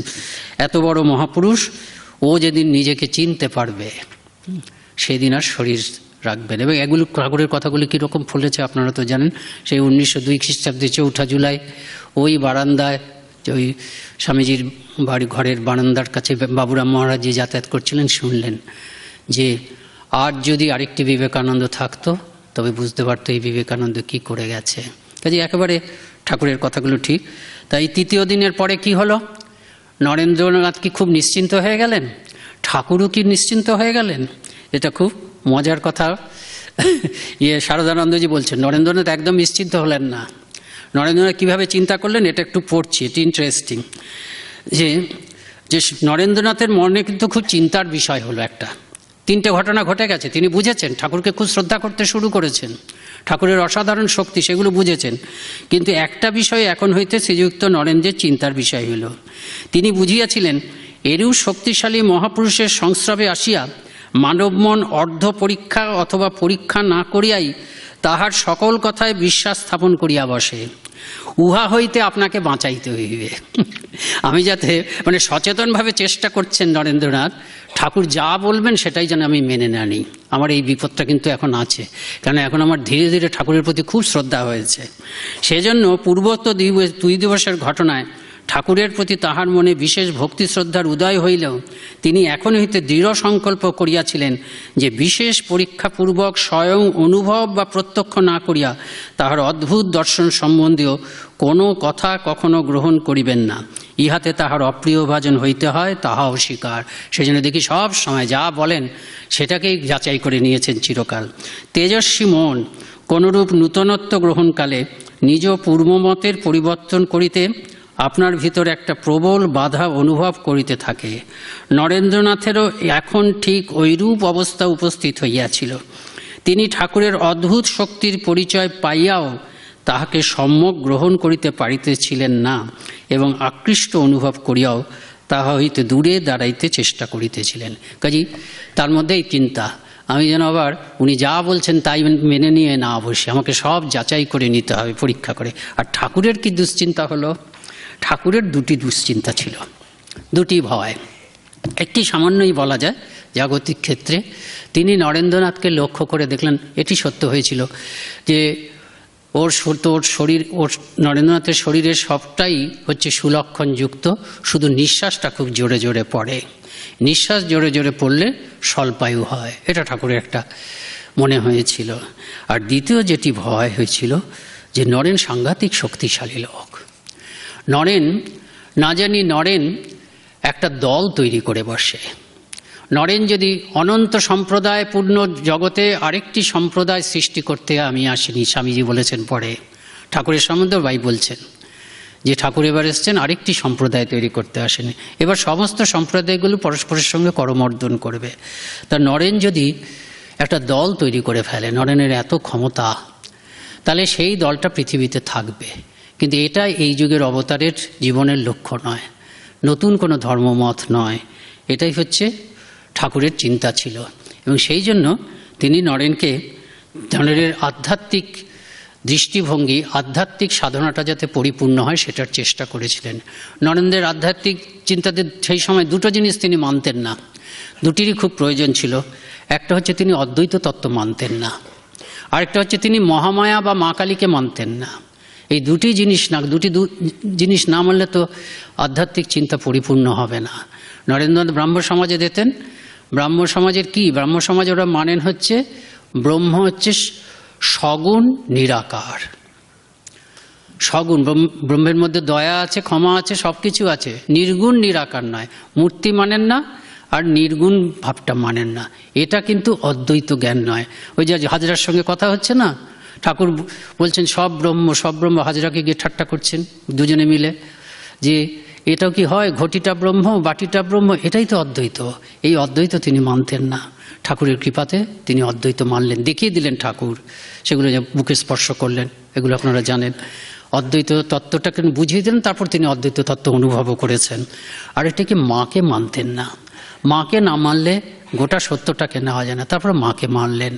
মা সংসারে এমন পরিস্থিতির সৃষ্টি করলেন, দারিদ্র, বাবা মারা গেল, তখন ঠাকুর একদিন বললেন, এগুলো সবই আমরা জানি, আজকে যা মন্দিরে, এই শনি বা মঙ্গলবার একটা কি ছিল, যে মা আজকে তোর কথা শুনবে, যা চাইবে তাই পাবো। বলে হ্যাঁ, গিয়ে সত্যি সত্যি দেখলেন একবারে মা জীবন্ত, মনে হলেন যেন এক্ষুনি দর্শন পাবেন। সত্যি সত্যি দেখলেন মা জীবন্ত, মায়ের কাছে চাইতে গেছিলেন চাকরি, কিন্তু সংস্কার এমন, জ্ঞান দাও, ভক্তি দাও, বিবেক দাও, বৈরাগ্য দাও, তোমার অবাধ দর্শন যাতে চিরকাল পেতে পারি সেরকম করে দাও। এই পেয়ে মনটা খুব শান্ত হয়ে গেল।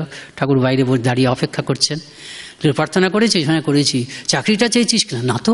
যেন ঠাকুর কতটা চাচ্ছেন। যদি চাকরি চাইতেন ঠাকুরই সব থেকে বেশি মর্মাহত হতেন, যে তার নরেন অনেকটা যতটা ভেবেছিলেন ততটা নয়। নির্বিকল্প সমাধিতে থাকতে চাচ্ছেন, তাকে বলছেন নির্বিকল্প সমাধিতে ছোট বুদ্ধি। নরেনকে দিয়ে তিনি কি কাজ করতে চেয়েছিলেন? নিজের সুখ নয়। কাজেই বলে চাকরিটা চেয়েছিস? বলে চাকরিটা চাই, যা আবার যা। আবার গেলেন, আবার ভুলে গেলেন, আবার ফিরে এলেন। চেয়েছিস? না চাইনি। কি রে তুই, এটা নিজেকে সামলে সামান্য চাকরিটা চাইতে পারছিস না? আবার গেলেন তৃতীয়বার, এবার মনে আছে কিন্তু এবার বললেন লজ্জা হলো।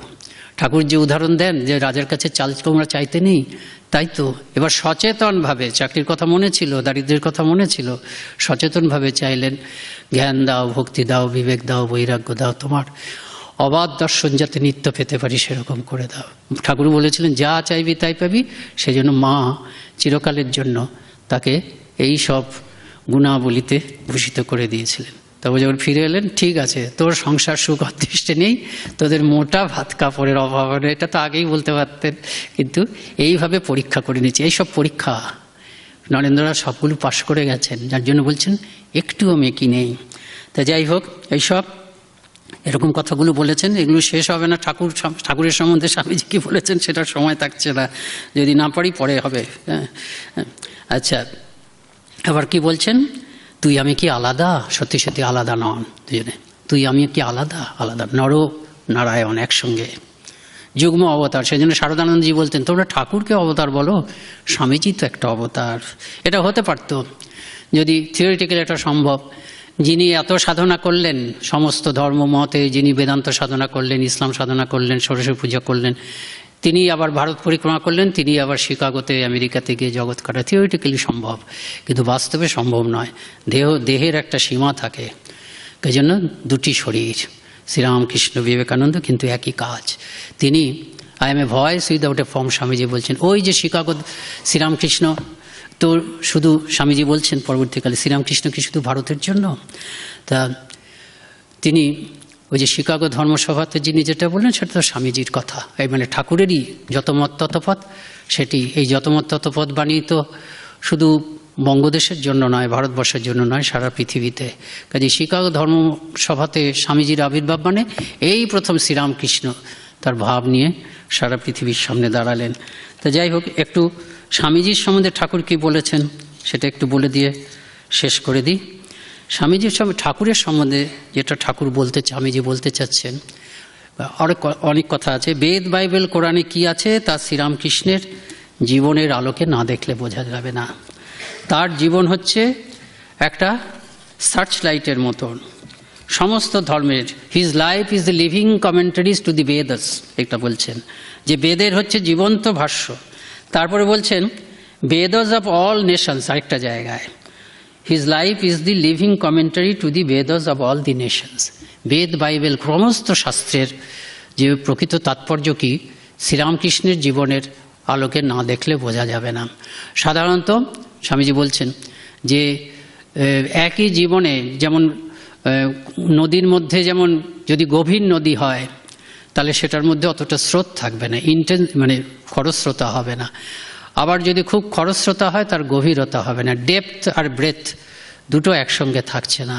কিন্তু প্রকৃতির এই নিয়মকে একদম এর ব্যতিক্রম হিসাবে শ্রীরামকৃষ্ণ জীবনে একই সঙ্গে আকাশের মতন উদারতা আর সমুদ্রের মতন গভীরতা। আকাশের মতন উদারতা মানে হচ্ছে সবাইকে গ্রহণ করছেন, আর সমুদ্রের মতন গভীরতা মানে হচ্ছে কি একেবারে চরিত্র, পবিত্রতা, বেদান্তের অধিকারী হওয়ার জন্য যে গুণাবলীগুলোর দরকার সেগুলো সম্বন্ধে একদম আনকম্প্রোমাইজিং। ত্যাগ, পবিত্রতা, বৈরাগ্য, ধর্মজীবনের যেগুলো আর কি একদম ভিত্তি, সেগুলো সম্বন্ধে একদম একটুও সেগুলো সম্বন্ধে ঢিলেমি নেই। সেগুলোর উপরেও জোর, আবার সেগুলোর উপরে জোর থেকে আবার সারা পৃথিবীর সমস্ত প্রকৃত ধর্মমতকে গ্রহণ, এই উদারতা এবং গভীরতা। এই কথাগুলো তো আমরা জানি যে his life is a search light of infinite power thrown upon the whole masses of Indian religious thought. He was the living commentary to the Vedas and to their aim. Veda Vedanta কি বলছে এবং তার প্রতিপাদ্য লক্ষ্যের তিনি হচ্ছেন জীবন্ত ভাষ্য। তিনি এক জীবনেই he had lived in one life the whole cycle of the national religious existence in India. তিনি এক জীবনেই ভারতের জাতীয় ধর্মচেতনার সমগ্র কল্পটি অতিবাহিত করেছেন। স্বামীজি একটা কথা বলছেন যে আমাদের ধর্ম মানে হচ্ছে বেদ। বেদ মানেও কোনো গ্রন্থ নয়, একটা অনন্ত ধর্মীয় চিন্তার একটা সম্মিলিত সমষ্টি। যুগ যুগ ধরে সাধকরা সাধন ভজন করে তারপরে সিদ্ধ হওয়ার পরে যে আধ্যাত্মিক উপলব্ধিগুলি লাভ করেছেন সেগুলোর সম্মিলিত যেন একটা ব্যাংক। আজকাল ইন্টারনেট দেখলে আমরা বুঝতে পারি স্পিরিচুয়াল আধ্যাত্মিক জ্ঞানের একটা সমাহার হচ্ছে বেদ। এখন যুগ যুগ ধরে আচার্যরা এসেছেন। স্বামীজি বলছেন যে এই বেদের মধ্যে দ্বৈত অদ্বৈত বিশিষ্টাদ্বৈত সব আছে, জ্ঞান আছে, ভক্তি আছে, সব কিছু আছে।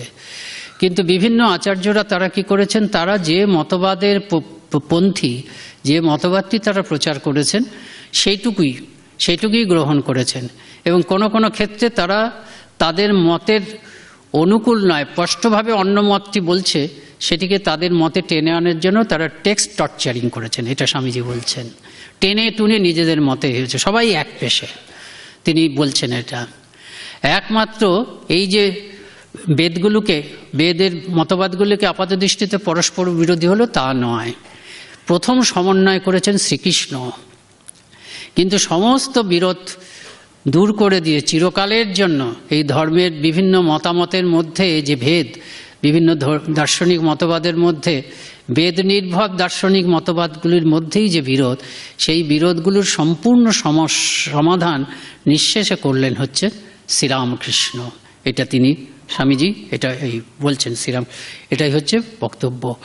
আর এই বেদটাকে তিনি ওই যে শ্রীরামকৃষ্ণের জীবনেই তিনি দেখলেন যে এই বেদান্ত বা উপনিষদের তত্ত্বগুলি এটা শুধুমাত্র সর্বত্যাগীদের জন্য নয়, এটিকে আচরণ করতে গেলে সংসারের বাইরে যেতে হবে তা নয়। জীবনের সব ক্ষেত্রে সর্বার্থ সাধক, জীবনের সব ক্ষেত্রে যে কোনো জায়গায় দাঁড়িয়ে মানুষ এই বেদান্তকে ব্যবহার করতে পারে। স্বামীজি নিবেদিতার কাছে বলছেন, এবং এটা ঠিক, যে তিনি আমাকে এনেছিলেন তার জীবনের ভাষ্যকার হিসাবে। দেশটাকে উপনিষদের স্রোতে ভাসিয়ে দিতে পারলেই কিন্তু দেশটার উন্নতি হবে। তুই বলবে যে এখানে শ্রীরামকৃষ্ণের ভূমিকাটা কি? What is the role of Sri Ramakrishna in the scheme of mind, you may ask this. নিবেদিতাকে স্বামীজি বলছেন যে উপনিষদ দিয়ে প্লাবিত করব, তাহলেই দেশটা জেগে উঠবে। কেন দেশটাকে ভেতর থেকে ভারতীয় ধারায় বড় হতে হবে। I want to combine the strong points of that India, past India, with the strong points of the present. অতীত ভারতের যে শক্তিশালী দিকগুলি, সেগুলির সঙ্গে আমি বর্তমান ভারতের বা বর্তমান জগতের শক্তিশালী দিকগুলোকে সম্মিলিত করতে চাই। এবং এই সম্মেলনটা হবে কীভাবে? খুব স্বাভাবিক নিয়মে হবে। The country will grow naturally from within. এই দেশটা ভেতর থেকে ধীরে ধীরে ধীরে ধীরে বড় হয়ে উঠবে। এটা আমি কিভাবে সংসাধিত করব? উপনিষদকে ছড়িয়ে দেব। তারপরে নিজেই বলছেন উপনিষদকে ছড়িয়ে দিলেই যদি হয়, তবে শ্রীরামকৃষ্ণকে নিয়ে আমি এত মাথা কামাই কেন? He is the method, he is that wonderful unconscious method. তিনি হচ্ছেন পদ্ধতি। শ্রীরামকৃষ্ণের জীবনটা হচ্ছে পদ্ধতি। কিভাবে আমি আমাদের প্রত্যেকের জীবনে উপনিষদকে, সেই সনাতন চিরন্তন উপনিষদকে কিভাবে আমি প্রতিদিনের জীবনে ব্যবহার করব। গৃহীরাও করবে, সাধুরাও করবে। ওখানেই বলছেন আমাদের উপনিষদে এতদিন পর্যন্ত এভরিথিং ইজ ফর দি রেক্লুজ। সব যারা সংসার ত্যাগ করে গেছে, নির্জনে চলে গেছে, সব কিছু হচ্ছে তাদের জন্য। Nothing for the householders. এই গৃহীদের জন্য কিচ্ছু নেই। These are the persons, these are the people I want to help. আমি এই গৃহীদেরকে সাহায্য করতে চাই। অবতার এসছেন, শ্রীরামকৃষ্ণ এসছেন, তিনি তো গোটা মানব সমাজের জন্য এসছেন। এই মানব সমাজের অতি সামান্য সংখ্যক মানুষ সন্ন্যাসী থাকবে। মেজরিটি, গরিষ্ঠ সংখ্যক লোক কখনোই সন্ন্যাসী হবে না। একবার বৌদ্ধ যুগে চেষ্টা করা হয়েছিল, তাতে ওই বৌদ্ধ ধর্মটারই সামগ্রিকভাবে অবনতি হয়েছিল। তাতে কাজেই সেটা হবে না। কিন্তু বেদান্ত সকলের জন্য, এবং সকলের মধ্যে গৃহীরা সবসময় মেজরিটি। কাজে অবতারকে বলা যায় প্রধানত তিনি সন্ন্যাসীদের জন্য বটেই, কিন্তু গৃহীদের জন্য, তাদের জন্য বেদান্ত থাকবে না। সেজন্য স্বামীজির এই প্র্যাকটিক্যাল বেদান্ত, সেটাই তিনি বলছেন না, যেটা শ্রীরামকৃষ্ণের জীবনটা দেখেছিলেন বলেই তিনি বলেছিলেন। তিনি দেখেছেন তো, শুনেছেন, দেখেছেন যে শ্রীরামকৃষ্ণ গঙ্গার ধারে বসে আছেন, এটা তিনি শুনেছেন। গঙ্গার মাঝখান দিয়ে দুজন চলে যাচ্ছে, দুজন মাঝি তর্ক করছে, বড় মাঝিটি ছোট মাঝির পিঠে আঘাত করলো, সেই ছোট মাঝিটি একদম কেঁদে উঠলো, এত আঘাত লেগেছে। তীরে বসে শ্রীরামকৃষ্ণ কেঁদে উঠলেন, হৃদয় গিয়ে দেখলো সত্যি সত্যি তার পিঠে দাগ পড়ে গেছে। এই হচ্ছে অদ্বৈত, এই হচ্ছে ব্যবহারিক অদ্বৈত। শ্রীরামকৃষ্ণ দক্ষিণেশ্বরে খুব সুন্দর সবুজ প্রান্তরের দিকে তাকিয়ে আছেন, মুগ্ধ হয়ে আছেন, এক হয়ে গেছেন। একজন লোক হেঁটে গেল, মনে হলো যেন বুকের উপর দিয়ে হেঁটে গেল, কোঁকিয়ে উঠলেন ব্যথায়। এই হচ্ছে অদ্বৈত ব্যবহারিক বেদান্ত। তবে নিজেরাও বুঝেছেন। শেষ অবস্থায় বলছেন, আপনি কিছু খান, মাকে বলুন না একটু, মা তো সব কথা শুনে, একটু বলুন না কেন যাতে কিছু খেতে পারেন। বলে, আমি তো কখনো নিজের শরীরটার জন্য বলিনি। নরেন্দ্রনাথ এদের মাথায় খুব বুদ্ধি। বলে, আমাদের দিকে তাকিয়ে বলুন, আমরা কষ্ট পাচ্ছি। তখন ওরা বললে, বিশেষ করে নরেন বললে ইয়ে করতে পারেন না। তিনি গেলেন, ফিরে এসে কি বললেন, তোর কথায় মাকে বললাম, মা যা বললেন শুনে লজ্জায় বাঁচিনি। কি মহৎ লজ্জা বলতে হবে। হ্যাঁ, কি বললেন মা? তোদেরকে দেখিয়ে বললেন, এই যে এত মুখে খাচ্ছিস, আবার এই মুখটাতে খাবার ইচ্ছা হয় তোর। এই অদ্বৈত দেখেছেন, ব্যবহারিক অদ্বৈত দেখেছেন, এই ব্যবহারিক অদ্বৈত। রামকৃষ্ণ, সারদা দেবী, বিবেকানন্দের জীবনের বাণী, এই অবতারের বাণী কি? এই অবতারের বাণী যদি এক কথায় বলতেন, ব্যবহারিক। প্রতিদিন বেদান্তকে চর্চা করা, এটি শ্রীরামকৃষ্ণ জীবনে বিবেকানন্দ আবিষ্কার করেছেন। এটির উপর ভিত্তি করেই প্রত্যেকটা কাজ পুজো হয়ে যাচ্ছে। কাজ তো করতে হবে, প্রত্যেকটা কাজ, প্রত্যেকটা ইন্টারাকশন, যা কিছু।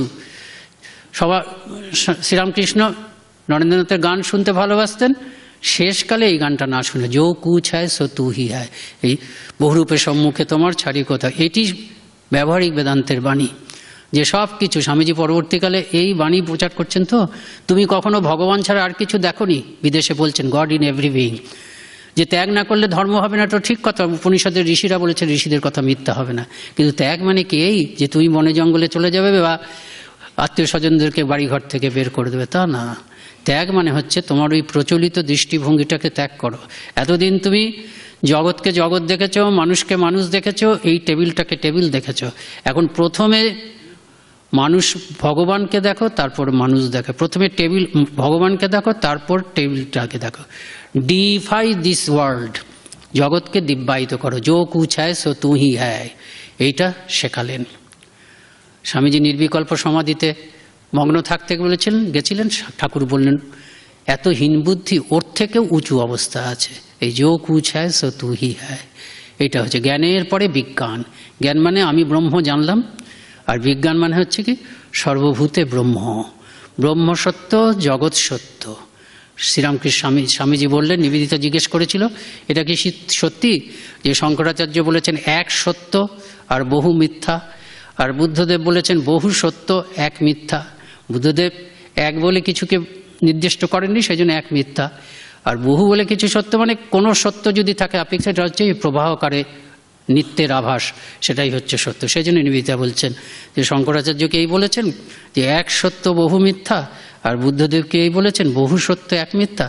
বলছেন হ্যাঁ, এর সঙ্গে স্বামীজি বলেন, হ্যাঁ এর সঙ্গে শ্রীরামকৃষ্ণ এবং আমি যোগ করেছি একও সত্য বহুও সত্য।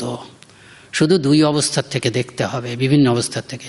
অর্থাৎ নির্বিকল্প সমাধিতে যদি থাকো এক সত্য, কিন্তু এখানে যখন তুমি নেমে আসবে এই জগৎ, এই জগতেই বেশি থাকি, বেশিরভাগ লোক এই জগতেই আছে, কাজেই তাকে এই বহুকে সত্য দেখতে হবে। বহুকে সত্য মানে কি? বহুকে ওই এক সত্য দেখতে হবে। এখন আমার কাছে এটা সাধন। আমাদের শাস্ত্রে আছে, 2য় অধ্যায়ে গীতাতে শঙ্করাচার্যের ভাষ্যতে ওই স্থিতপ্রজ্ঞ লক্ষণ যেখানে বলছেন, কৃতার্থ লক্ষণানি আনি তানি সাধনানি। এটার মানেটা হচ্ছে কি, কৃতার্থ লক্ষণানি, যে কৃতার্থ সিদ্ধ পুরুষের যেগুলো লক্ষণ, আমি তো সিদ্ধ নয়, আমার কাছে ওই লক্ষণগুলি চেষ্টা করে করে করতে হবে, সেটাই আমার সাধন। কাজে কৃতার্থ পুরুষ শ্রীরামকৃষ্ণ, বিবেকানন্দ, এদের সিদ্ধ লক্ষণ, উপনিষদের ঋষিদের উপলব্ধি কি, যে সর্বভূতে এক ভগবান, যো কুছ হ্যায় সো তু হি হ্যায়। আমার কাছে এক্ষুনি যো কুছ হ্যায় সো তু হি হয়নি, আমার কাছে কি ওই ওয়ার্ক ইজ ওয়ার্শিপ করতে হবে। কেন? যে কাজগুলো করছি সেগুলো ভগবানের জন্য করছি। আমি চেষ্টা করে করে কাজকে পুজো বানাতে হবে। চেষ্টা করতে করতে যে কোনো মানে মানুষের সঙ্গে ইন্টারাকশনকে ভগবানের সঙ্গে ইন্টারাকশন, ভগবানকেই উপকার করছি, ভগবানেরই সেবা করছি এই ভাবতে হবে। শিবজ্ঞানে জীবে সেবা, এই হচ্ছে ব্যবহারিক বেদান্ত। এই করতে করতে এই শ্রীরামকৃষ্ণের অবদান। বিবেকানন্দ ভাষ্য রচনা করেছেন, তিনি ওইখানে নিবেদিতাকে বলতে বলতে বলছেন, he did not know, Sri Ramakrishna did not know how great he was that wonderful unconscious life, he led his life and left it for interpret। তাই এই হচ্ছে শ্রীরামকৃষ্ণের সম্বন্ধে স্বামীজির নানা রকম ব্যাখ্যার মধ্যে সামান্য ব্যাখ্যা। জীবনের শেষ আশীর্বাদ স্বামী বিবেকানন্দ শরৎচন্দ্র চক্রবর্তী স্বামী বিবেকানন্দের কাছ থেকে পেয়েছিলেন, আশীর্বাদ চেয়েছিলেন।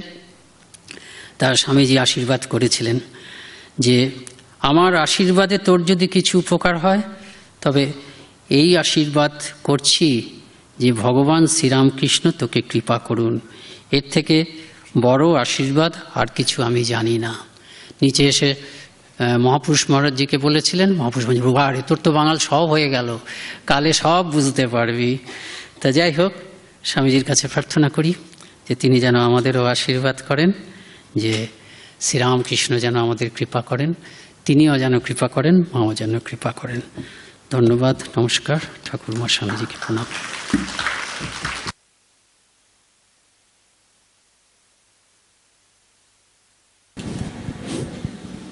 বলো বলো, তুমি কিছু বলছে না, তুমি অ্যানাউন্সমেন্ট করো, বলো। নমস্কার। এতক্ষণ শ্রীশচন্দ্র সান্যাল ও ডক্টর চন্দন রায়চৌধুরী স্মারক বক্তৃতা বললেন স্বামী বলভদ্রানন্দজি মহারাজ।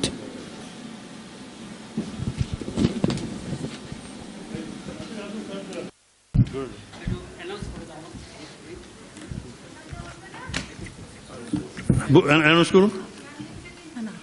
আচ্ছা, চন্দন রায়চৌধুরী সম্বন্ধে দুটি বই আজকে প্রকাশিত হচ্ছে, মহারাজ প্রকাশ করছেন।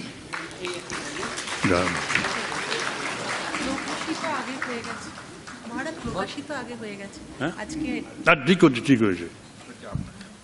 হ্যাঁ, আপনার জন্য। আচ্ছা, ঠিক আছে।